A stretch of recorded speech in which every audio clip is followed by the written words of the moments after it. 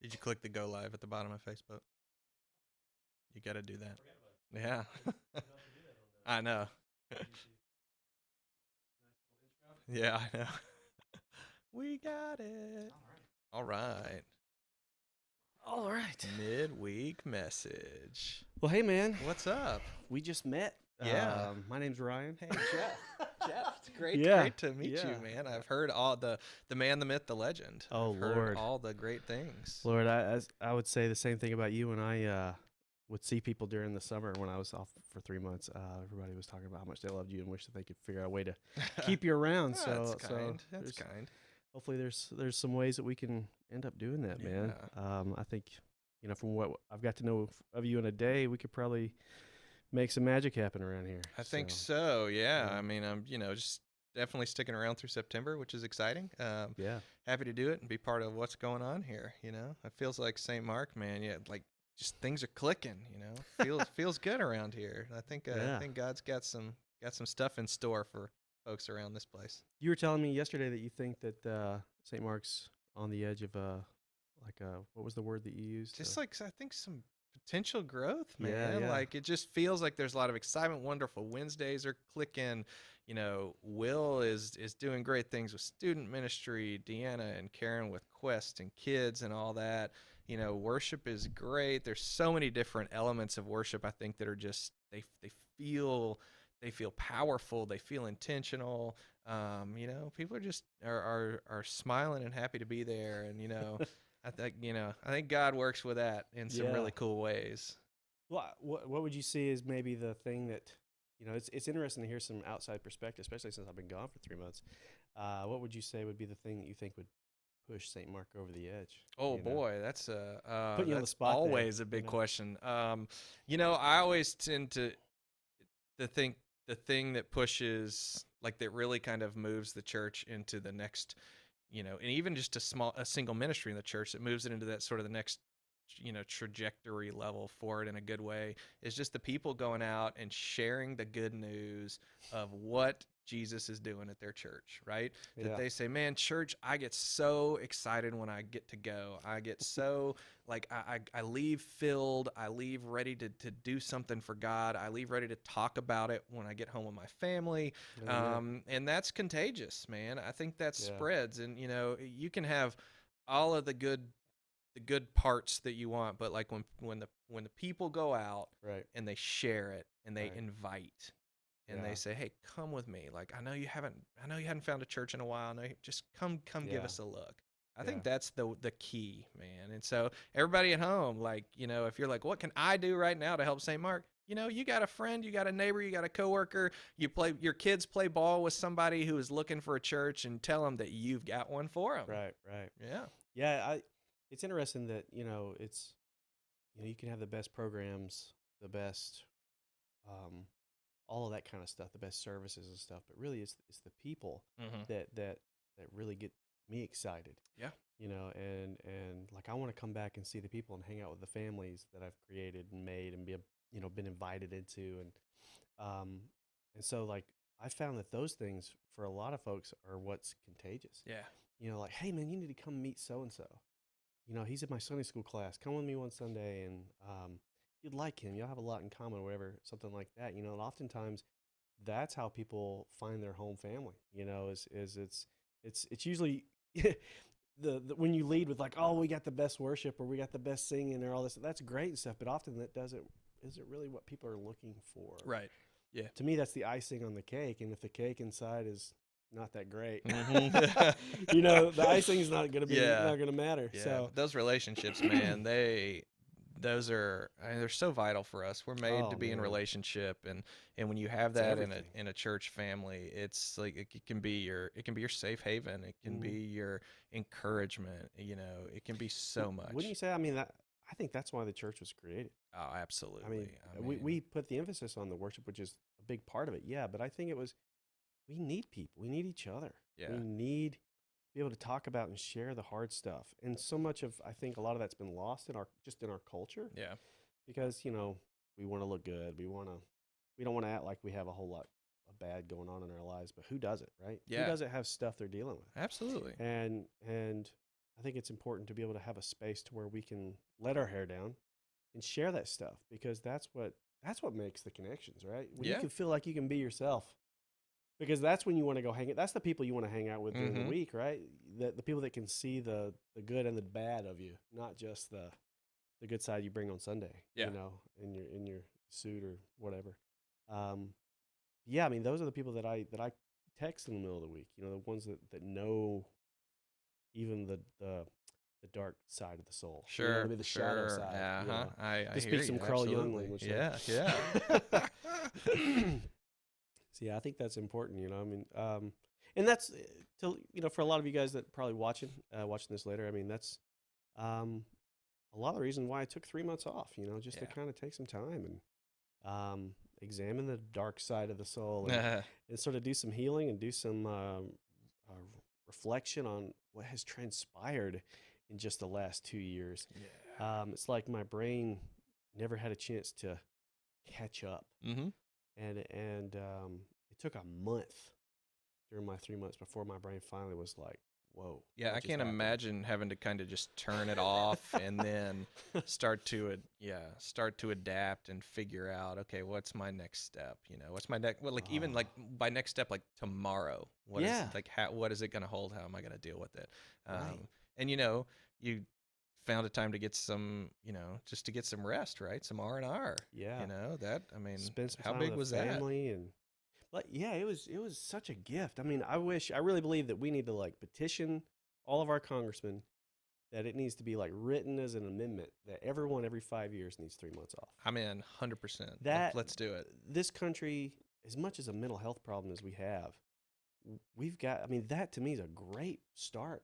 Yeah. Giving some people some real time off to work on their families, work on themselves, just breathe. Yeah. I mean, You how know, how easy is it? I bet everyone understands, and like excuse me. especially like at church, like if I'm on vacation, my mind is still thinking about Sunday morning worship Oh wherever yeah. I am in the world, Oh because I'm yeah. like, oh, I hope this is firing right. I hope this is happening. I hope so and so remembered to do this. Mm-hmm. Um, and you can't just turn that off in a week. And it doesn't. I don't think it matters what you do. You can't just turn that off to something Oh that no. you're passionate about, something that you're really connected to. And yeah, that extended period of time allows you to maybe start to do that a little bit. Oh yeah. I mean, I remember the first weekend. The first weekend I had off of the beginning of my 3 months off was I think it was Memorial Weekend. I was at the beach, and all I could think about was the live Yeah, stream, and yeah, and and yeah. I wrote a big manual, and just all the people that I left in charge, and is everything going okay? And it, like I said, it took a month to stop that Hmm. sort of chatter, Yeah. and as you know, most of you guys that know me, I really hark on meditation and prayer and silence and finding quiet time to kind of help that chatter kind of find some stillness. But sometimes it's hard, even for it's easy to preach, but sometimes it's hard to actually live. Oh And yeah. so it's something I had to really go and experience and figure out for myself. I'm being a little self-disclosed and a little more open, but I hope that I can be at least some kind of example for those of you out there who are craving uh, and needing some kind of respite from the insanity that's happened over the last few years.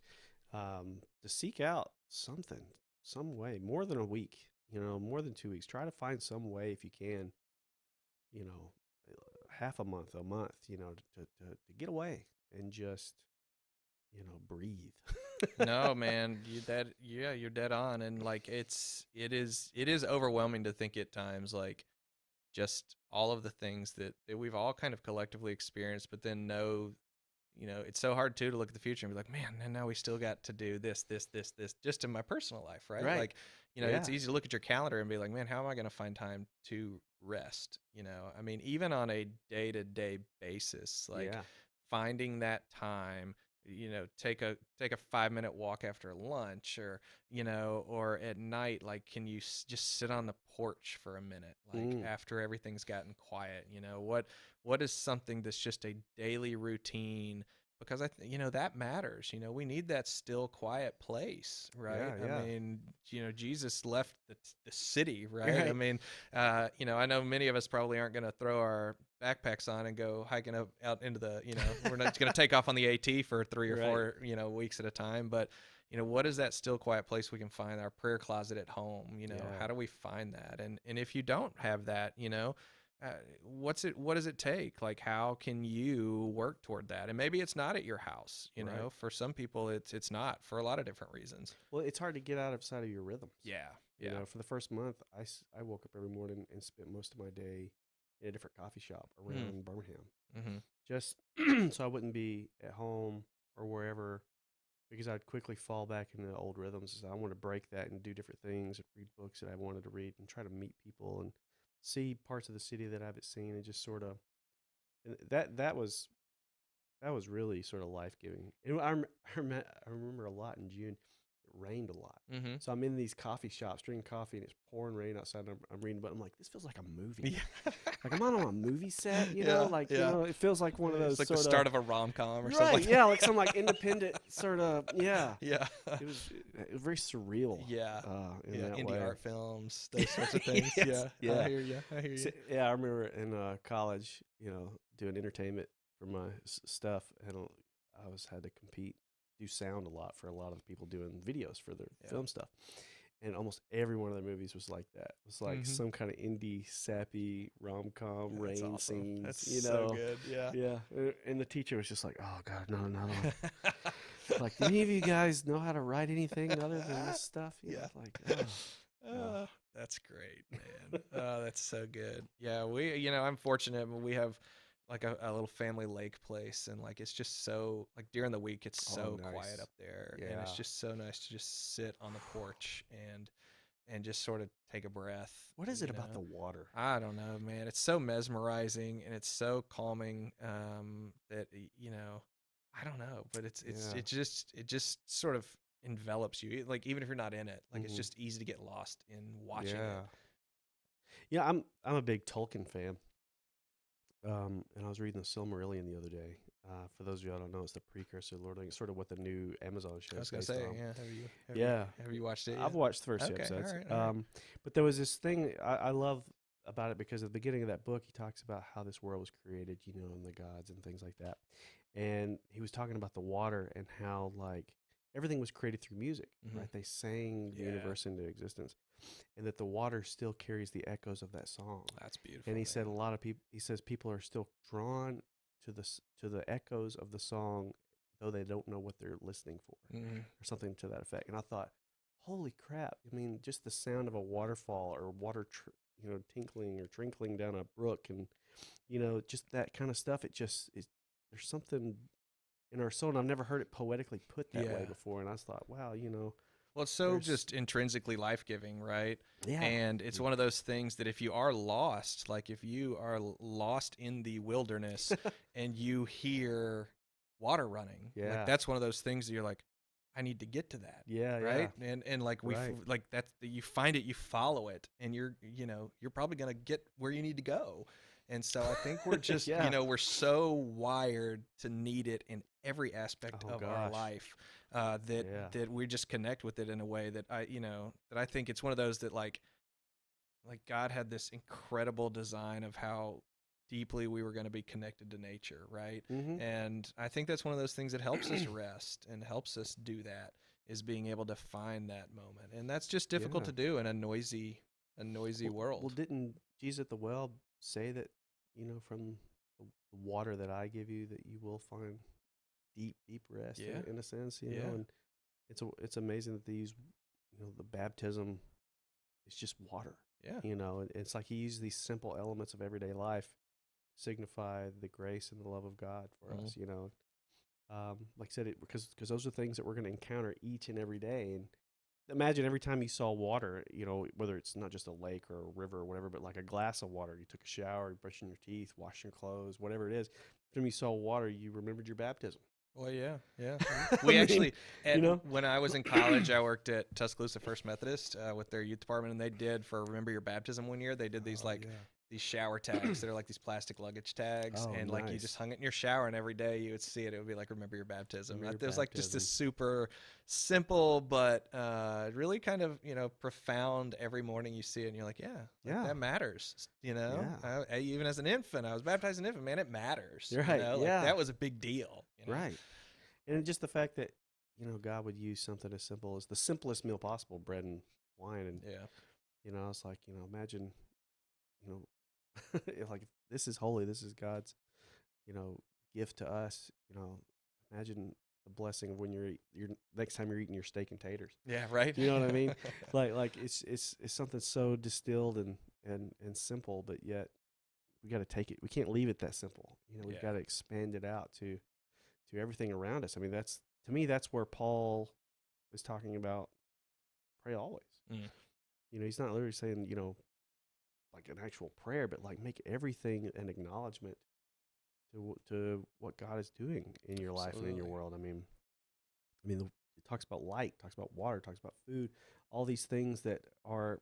Right now we're surrounded and being saturated in light so Yeah. that you guys can see us, Yeah. right? And so, but what if we thought about that as the actual light that God talks about that is coming to the world? Mm-hmm. It's just there's so much that we take for granted when literally the signs are all around us. Yeah. He knew that we're going to be saturated in this stuff, and so he made it holy. Yeah. And Yeah. I mean, I think you're dead on that. Like, God gives us the tools a lot of times to be, deeper and more meaningfully connected to Him, and we kind of just walk right by it, right? Yeah. We just take it as, oh, it's just sort of everyday stuff. It's not that big, but those are the things that God gives us to help us do that. Pray always, and take a breath and rest, and like, and so Yeah. what is it that you can see every day that Right. helps you do that? Well, it reminds me of that story, with when Moses first encounters the burning bush. And, I've always heard this guy say it was like, it wasn't that ground just became holy because God was there. It's like he realized that the ground had always been holy. Right. That's, that God 'cause had God is always been here. moving, right? Yeah, God had always been here. Yeah. And I'm like, wow, what if imagine living like that, just where everything you see and do and touch and taste, feel, the people you talk to, and you just lived as if it was all good. Mm. As it says in Genesis. As it tells us it is, right? Yeah. 4 times. It is good. Yeah. It is good. It was not an accident. Yeah. Every face you see is, there's the image of Christ. It's Yeah. the image of God. Wow. Yeah. Instead of wanting to punch it. God's masterpiece. Fearfully and wonderfully made. How do you learn to love it and dwell in it and take delight in it, Mm. And I think, and I speak from my own experience in this, that really occurred to me once I had kids. Mm. I could see that. Yeah, for sure. Yeah. It's like it's like you don't really, I felt like I didn't really fully appreciate the miracle of humanity. Right. Until you held something that wasn't there. And you're like in charge of one. Yeah. It was like you used to not exist. Right. And now you do. Right. And wow. And now you're talking and you have thoughts. Yeah. And wow. It's so trippy when you think about it. You break it down like that. But it's easy to, get caught in the day-to-day rhythms and lose sight of the gratitude and the holiness of it. Yeah. So yeah, so that I would say over my 3 months, that's really what I've sort of been reflecting on, is sort of just the holiness of all things. That's awesome. I mean, yeah, that's so powerful and such a profound message. I'm grateful for you for sharing that, for sure. Like, that is a great reminder for all of us, right? That life matters. I mean, and I know, I don't say that to just sort of quip, but it does. Well, it's easy to be cynical right now. Yeah. I mean, that's the easy road. Yeah. We could sit here and complain and, till 8:00 tonight. Oh, good. Are we and doing make a No, list, yeah. of things that are going wrong right now in Right. the world. How do you find the holiness in it? Yeah. How do you find God? What did I love Mr. Rogers. He's like my patron saint. He said, when things go bad, always look for the helpers. Mm. Yeah. So where are the helpers in the midst of the insanity? Yeah. We did this thing in youth for years. I think it was my wife that turned me on to it. We talked about it a little bit in my Wednesday night class last week, but it was the 7 nice things rule. And it was like Oh, these wow. studies that showed that if for every one like bad thing or insult that was thrown your way, it took 7 compliments to start to really Oh, correct it. wow. And That's kind of and scary. and when we're on, I know, right? And when we're Jeez. on youth trips and stuff, after a couple days, they can get a little snippy, right? Yeah. Yeah. And so every now and then we'd institute 7 nice things rules. And so like if you said something, bad or mean to someone, we would stop what we were doing and you had to say so. And I'm not talking like I like your shoes, I like your Wow. pants, I like your Right. shirt. I'm talking about like 7 genuine nice things about that person, their personality, their skills, their talents. And like at first it's super awkward, right? Yeah. But then after a while it becomes like a real like entertaining, fun, and like it changes the mood completely. Oh, bet. Because we go from being that just sort of snarky, sarcastic person to someone who is looking to see the good in someone, and then someone who gets good things said about us, which we love, right? Well, yeah. I mean, some of us. Well, yeah. that's true. Some Yeah, of it's that's hard to hear a compliment. It's difficult. So I can imagine it could go either way. it good, I guess. Yeah. Yeah. Works for some teenagers, though. Oh, yeah. Egos. Right. Yeah, Gosh, that's man. cool. Well, man, this has been great. I can't wait to see what comes of this month and what happens between us. I'm glad to be back here with all of you guys. I'm preaching on the 18th, so show up for that. Who knows what I'll get up there and be led by the Spirit to say. So we'll see. Well, I'm looking forward to it. Looking forward to working with you, and I know St. Mark's excited to have you back, man. They're definitely great with you, and so I'm glad. Well, I hope you can stick around with us and become part of the team for a while, not just a month. So, yeah dude. Well, it's been a pleasure talking with you. Hey, we have Wonderful Wednesday tonight, so come get a meal and pick a class. I'll probably start teaching a class in a week or so. See how that goes. Jeff's got a class. Drew's got a class. Is there any other classes going on? I think it's just us right now. Yeah. Yeah, come by. Come students and Quest and all that. Yeah, it's rocking. So yeah. Yeah, come say hello. Worship on Sundays. And there's a lot more than that going on around this church. If you don't get our newsletter, sign up for that, because that's where you're going to find out where everything is. That's right. And if you have any questions, call the office, because Secretary Ruth will be more than happy to let you know what's happening. But, she's great at that. Yeah. Well, thanks for joining us today, guys. Have a great afternoon. God bless. See ya.